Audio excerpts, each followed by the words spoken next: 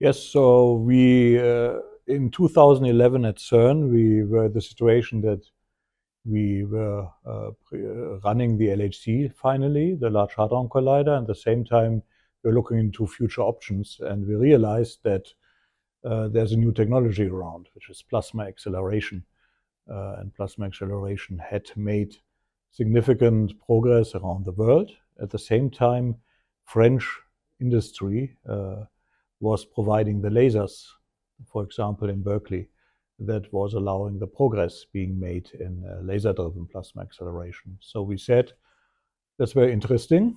Let's have a workshop at CERN in 2011 and look into the future potential of that. And that's when we founded at CERN the European Network for Novel Accelerators. And for this we got money, first from CERN, then from the European Union.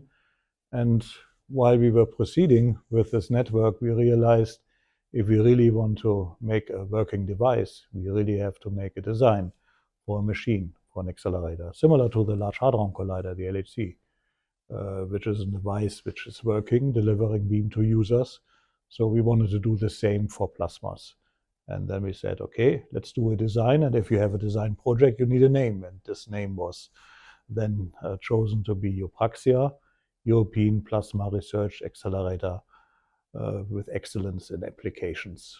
And this is how EuPRAXIA started, from the idea and the interest in this new technology, the idea that this can really work for facilities, and then our European effort as a group. Let's do a design together in Europe for such a facility.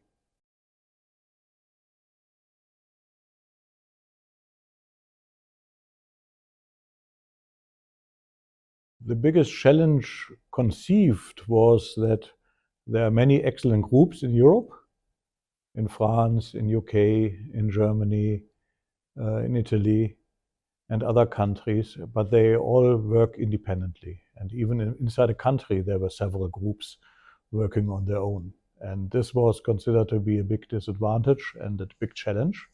And when we said, okay, let's do a design, we said, let's apply for EU money to support that. So we asked for EU design study, and many people told us, forget it. Don't do that. It will fail. You will never bring those groups together. And I think that was a very big positive development, that by talking to each other, and also from us as conventional accelerator physicists going into this domain, we could bring them all together. We started organizing a workshop in Elba every 2 years, the European Advanced Accelerator Concepts workshop, and there we were all sitting together, or for breakfast, for lunch, for the meetings, for dinner on the beach. And the very big success was in the end that we were talking to each other, and we came up with one common idea, one common concept, which previously people thought we would not succeed in.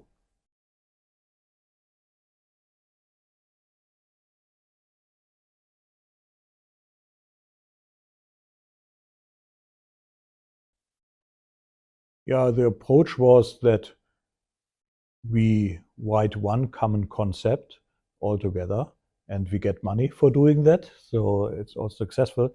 But in the end, it's not only laser technology and plasma acceleration. It's also about the conventional accelerator science, because we must realize if we replace the accelerating device of a conventional accelerator by those modern and novel things, we still have a lot of conventional infrastructure.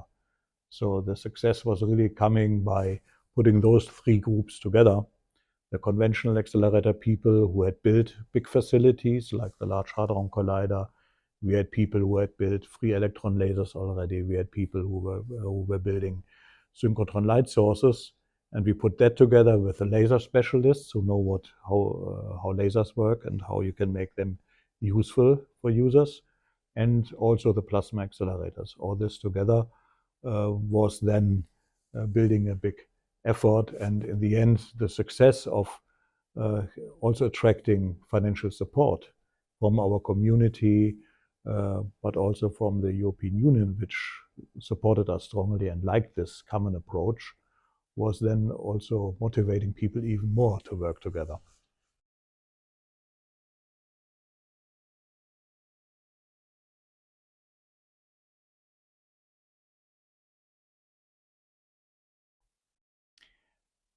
The first step was to produce a conceptual design report, where we really succeeded in having a 600-page conceptual design report describing a believable, trustable facility. And this design report is the basis for anything that wants to go on the ESFRI roadmap, because the ESFRI roadmap is not only looking into the technical feasibility, and there we invested a lot. We also created some new concepts, some new ideas on combining different technologies for new solutions. So one thing is to have this trustable technology, but also in our design report, we looked at cost. We looked at scientific user cases. So we had user workshops where we were bringing together people from biology, from material research, from photonics, and even high energy physics for detector test cases. We bring them together, building the use case. So we had a technical, believable design, we had a use case, and also we worked out the finances and resources one would need to build such a facility. And all this was prepared in several years of effort. And the challenge there was that this was sponsored by means in my group, for example, at DESI, by peer resources and other groups. So we had to invest a lot of effort ourselves first to prepare all those things. And then we were ready to go to the ESFRI review committee, and where we not only had to have these three components, but in addition, we had to bring letters of government support. But then, of course, once you can tell the governments how much it costs, that is really exciting use cases, that it is high technology, which is believable. In that case, we were able to get support letters from 4 governments in the end, which is a prerequisite to get into the review. And then in the review, of course, we had to explain all the details. We were reviewed for technical feasibility, for financial feasibility, and for attractiveness of the use cases of the science for the European research area.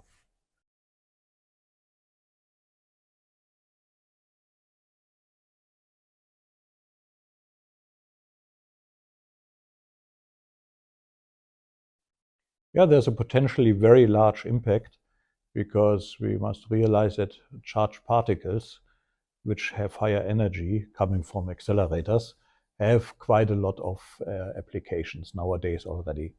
And one thing is, for example, medical imaging. So if we can create X-rays of very short wavelength, we can have very precise information about the thing we are X-raying. Now, this we can do nowadays at free electron lasers in big research centers, but if you can do that at a hospital, and one of the examples we made was EuPRAXIA would fit on the parking lot of hospitals, and we verified that for the Copenhagen parking lot of the hospital there.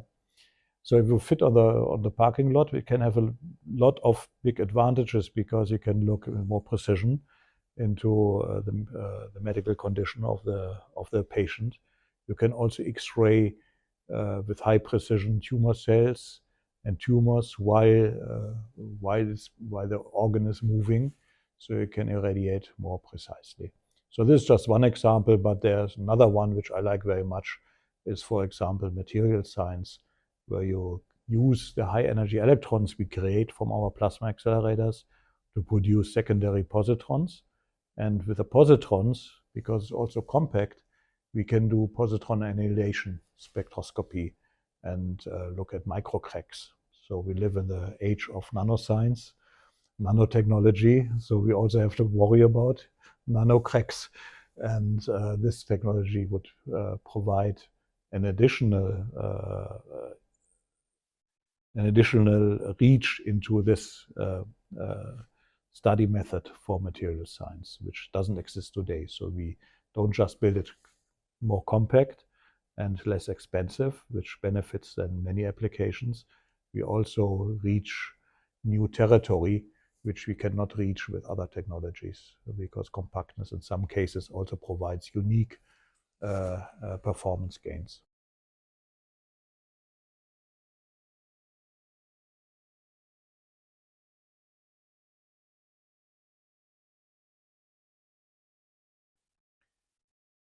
Yeah, it's complicated. I think this coordination was carried by the basic feeling of respect for each other. So I think this is what I wanted to establish, that we respect each other as scientists, as really knowledgeable scientists. A lot of those people involved were really the top people of their field in lasers, in plasmas, in accelerators. So the basic feel was of respect. So we kept discussing until we had technical, convincing arguments for one direction or the other one. And I think this respect then created trust between the people involved. We knew that nobody had a hidden agenda or something, or just wanted to push his own institute. We knew that we had this common goal, that we had a clear, respectful discussion atmosphere and decision process.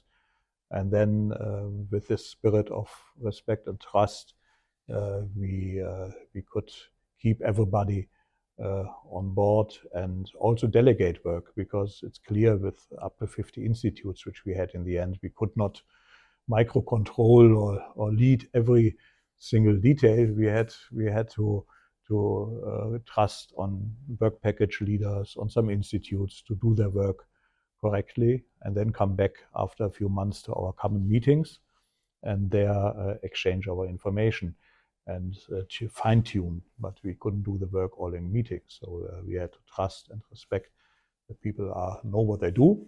They had a direction, they had a clear goal, clear work plan, and then they would come back and tell us where they went to. Some cases we could just take it. In some cases we had to modify and tune it and fine tune it to our common research infrastructure to have the best performance in the end.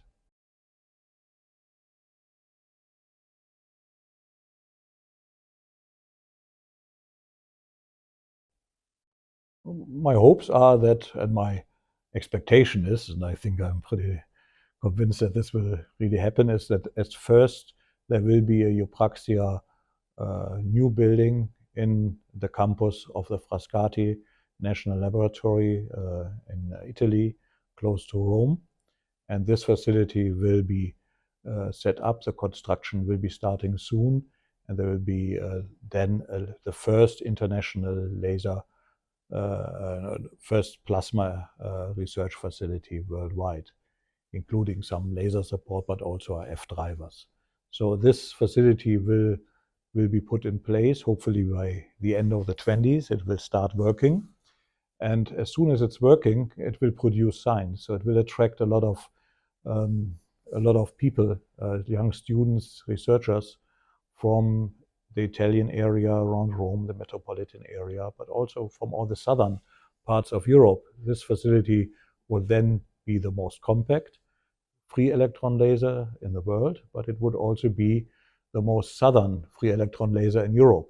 So it would advance technology, at the same time serve a whole area of Europe and maybe even Africa, which so far has no access to those facilities.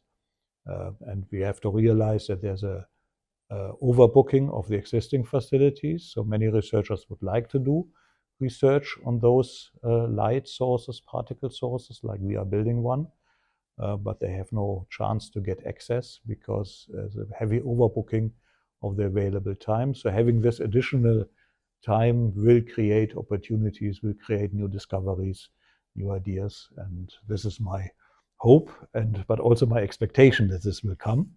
And then as a second step, we will have a second site in Europe, which will focus more on the laser-driven plasma acceleration.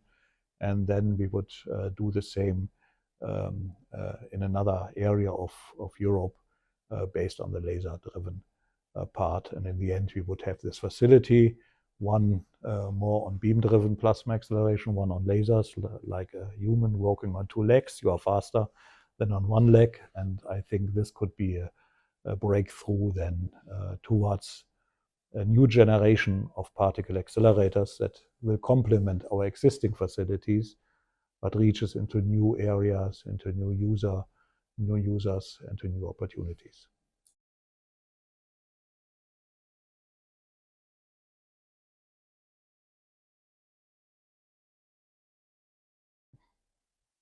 First, it was a great journey, a journey which gave me new scientific insights, new technical insights. It was productive. I met a number of colleagues and friends I didn't have before. So as a scientist and as a science person and as an accelerator builder, it was just an excellent period of really an adventure starting, pushing forward and going from essentially the idea to nowadays we have about 170 million euros in project funding in a situation where many people were saying this will never work.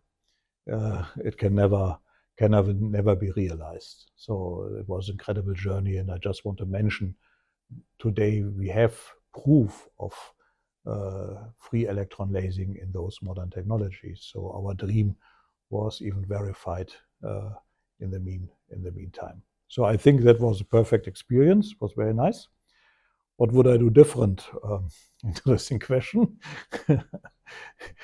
Clearly, I think not too much. I think we had a good journey. It was we didn't have any catastrophic situation. We were a growing project. We got a lot of support. I think clearly it was not perfect. We would have liked to make some things better. Let's say, for example, we did user outreach, but even doing more user outreach could have been nice, but our time was limited. So in the end, I think it was a reasonable balance in our efforts and our capabilities.